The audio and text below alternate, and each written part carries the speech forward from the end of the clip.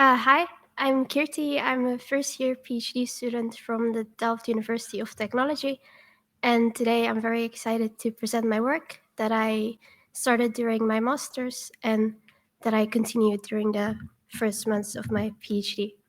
So it is about cell type matching across species.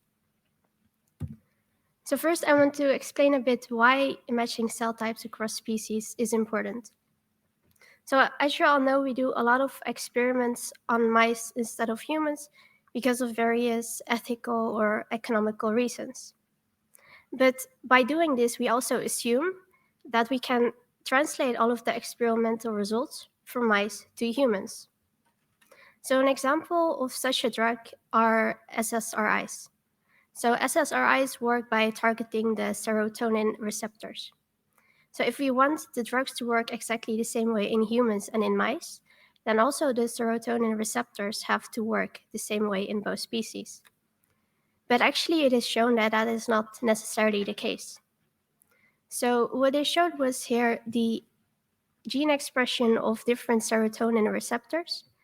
And if we look at this particular serotonin receptor, 1F in human and in mouse, then we see that it is expressed a lot more in the human receptor, and also the distribution across cell types is very different. So for instance, we see a lot more expression of the VIP cells. So that means that we cannot assume that it will work exactly the same way in both species. And to do this type of analysis, it is very important to know which cell types match. So then we can know that if these genes or the receptors or targets behave similarly in the same cell types. So to answer the question of matching cell types across species, I mainly focused on one dataset, which is the Allen brain data, which is a single nucleus RNA sequencing dataset from the primary motor cortex. And they took this data from 3 species, so human, marmoset, and mouse. But for my talk, I will only focus on human and mouse. This data is labeled at 3 different resolutions for both species. So the lowest resolution simply labels a cell as inhibitory, excitatory, or non-neuronal. And the higher resolutions divide the cells into cell types and also subtypes. So this dataset has around 76,000 human cells, and we have around twice as much that for the mouse cells. But when we answer this question for this dataset or any cross-species comparison in general, then there are 2 main challenges that arise. So the first challenge is because of evolution. There are a lot of genes that are duplicated or maybe removed or modified, and this results in a different gene set for each species. So the feature space of the 2 datasets are not the same. And the first step would be to get to a shared feature space so that we can use some kind of analysis.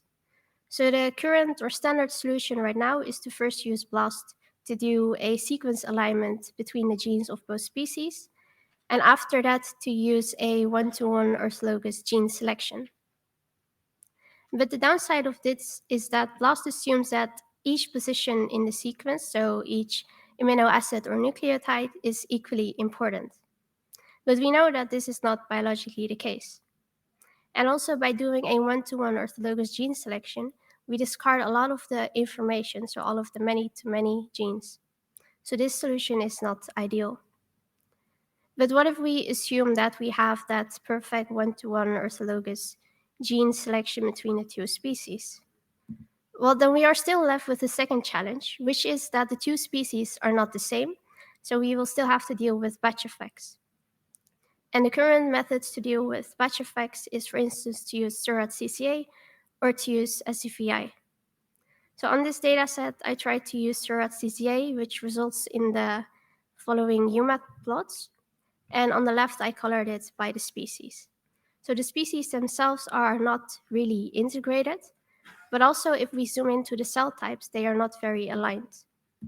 So for instance, if we look at the L5ET cell type, then there is one human cluster and one mouse cluster, and they are quite far apart, while the ideal case would be that they would be close together in the embedding space. So also for if we assume that we have that one-to-one gene selection, then the current solutions are not that good.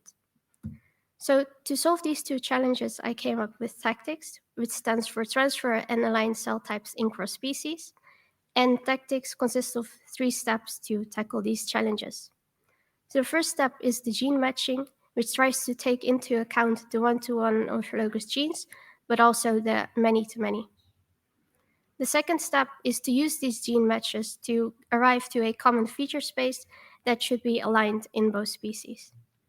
And the final step is to do the actual cell type matching by using label transfer. So next I will go into each step in more detail. So the first step, gene matching. The problem with BLAST was that we assumed that each position is equally important. So instead of doing it this way, we decided to take a more natural language processing approach. So we decided to use a model called ProtBERT, which is a transformer-based model that was trained on protein sequences. And the idea is that these ProtBERT embeddings are more functionally have more a functional capability than just the sequence itself. So for all of the human genes and mouse genes, we retrieved the protein sequences, and we use this as input for the ProtBERT model. This results in the protein embeddings, and we use the cosine distance to calculate the similarity between those embeddings. And finally, on those embeddings, or on the distances, we use a threshold to select the final gene matches. And by using a threshold, we can also select multiple matches. So instead of just only using the top one, we can also have many-to-many matches. And the idea is that these matches will be more functionally similar than the BLAST matches. So to show that it actually is, I have here an example of a human gene, IL18R1. And I plotted the average gene expression across all of the cell types. So for this human gene, there is a lot of higher expression in mostly 2 cell types, so the endothelials and the VLMCs. And then I compare this to the matches that we got using ProtBERT. So the other rows are the matches from ProtBERT, and the first mouse match also shows that same profile. So it has mainly high expression for both the endothelials and VLMC. So the last row was the match that was found using BLAST, and that gene does not show that same pattern. So it is actually not expressed at all in most of the cell types, and it is just very different. So for this example, we can see that using ProtBERT, we found a better functional similar match than BLAST. So the next step would be to use these gene matches to do the alignment. And how I decided to create a common feature space is a feature space that simply spans all genes, so all human genes and all mouse genes, which results in a very large feature space. So for a single human cell, we already have the expression for all of the human genes in the dataset. But of course, we do not have any expression for the mouse genes. So the idea is to impute that. And I impute that using the gene matches. So for instance, for this human cell, we already have the expression for the human genes A, B, C, but we want to impute an expression for the genes D, E, and F. So if we start with the mouse gene D, then we check our gene matches and see that we only matched it to one human gene A, so they will probably behave in a similar way. So for this mouse gene, I use simply the same expression of 1. For the second mouse gene E, it is connected to 2 human genes, B and C. So for this one, I decided to use the average of 2, which gives 4. And finally, we will also have some species-specific genes which will not have a matching counterpart. And for these genes, we choose just a 0.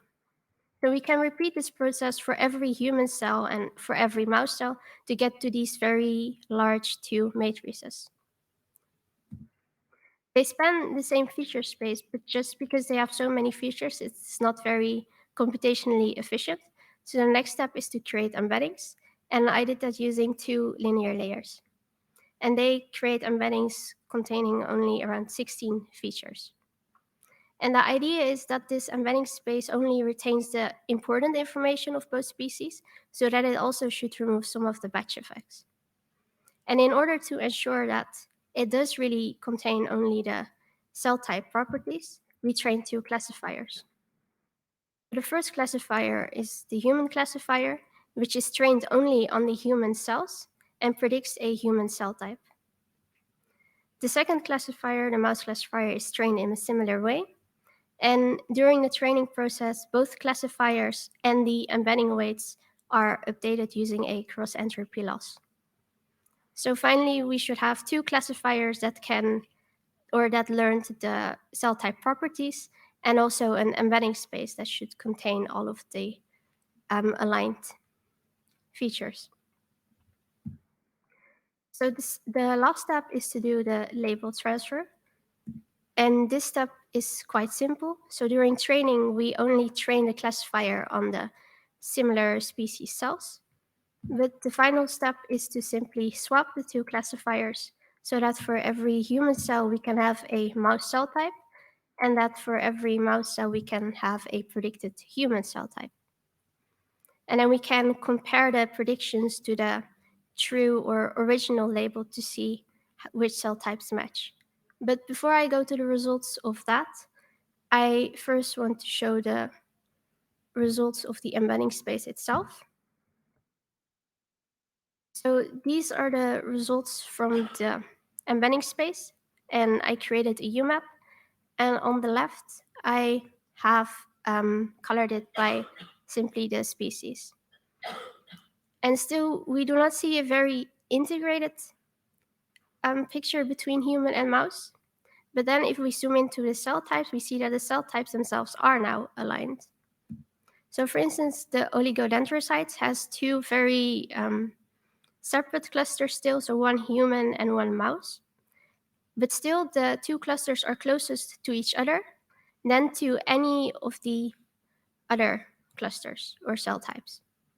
So even without having a very integrated space, still the cell types can be aligned. And next, for the human mouse cell type matches. Here I have all of the human cell types and all of the mouse cell types and a matching score that describes how similar they are. So for instance, if we take the human LAMP5, then we see that it has a very high matching score to the mouse LAMP5. And this means that all of the human LAMP5 cells were predicted to be mouse LAMP5 using the mouse classifier, and also the other way around. So the mouse LAMP5 cells were predicted to be human LAMP5 cells. So this is the case for almost all of the human cell types, where they match to the corresponding mouse cell type, which you can see by the diagonal, but there are some exceptions. So the exceptions are mouse mice2, mouse peri, and mouse SMC. And these are actually the species-specific cell types. And yes, the ideal case would be that they would only have matching scores of 0 because they do not occur in the other species. But since I do not have a rejection option, a cell is always predicted to be a cell type from the other species. But we can still see that the scores are quite low, so they are not as high as from the other cell types. So now they are only around 0.5. And that means that, for instance, the mouse mice2 was predicted to be the human L6b, but not the other way around. So the human L6b was only predicted to be mouse L6b. So we can use these matching scores as an indication to see which cell types might be species specific. And I also did this for the higher resolution, so with around 40 cell types.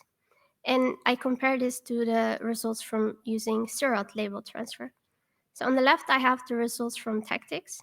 And again, we can see a very clear diagonal with some small exceptions. And on the right, we have the results from Seurat. And if we zoom into, for instance, this part, then we can see that for every SST subtype, tactics predicts the correct mouse SST subtype. But if we compare this to the results from Seurat, then we see that all of the human SST subtypes are predicted to be only one mouse SST. So tactics can do this as a much higher resolution to still distinguish the cell types compared to Seurat. And that brings me to my conclusions.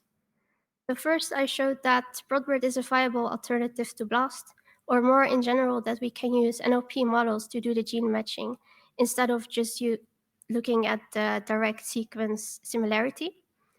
And I also showed that we can use matching scores to find species-specific cell types, even without including an explicit rejection option.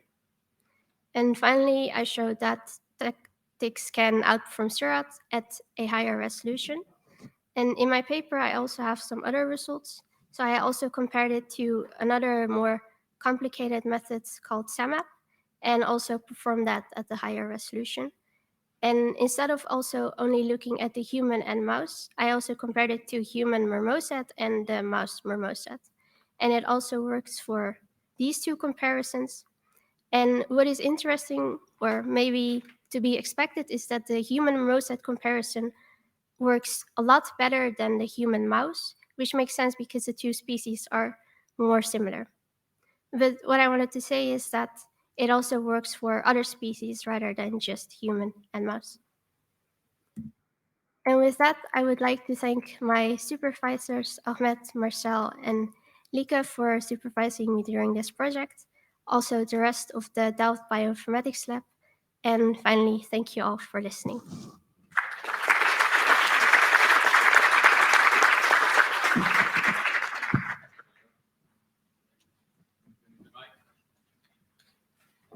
So there are many pre-trained transformers. I wonder if you tried the other protein transformers, if you can comment if they make any difference for your method, and also maybe did you try other distance metrics instead of the cosine and Euclidean distance and all?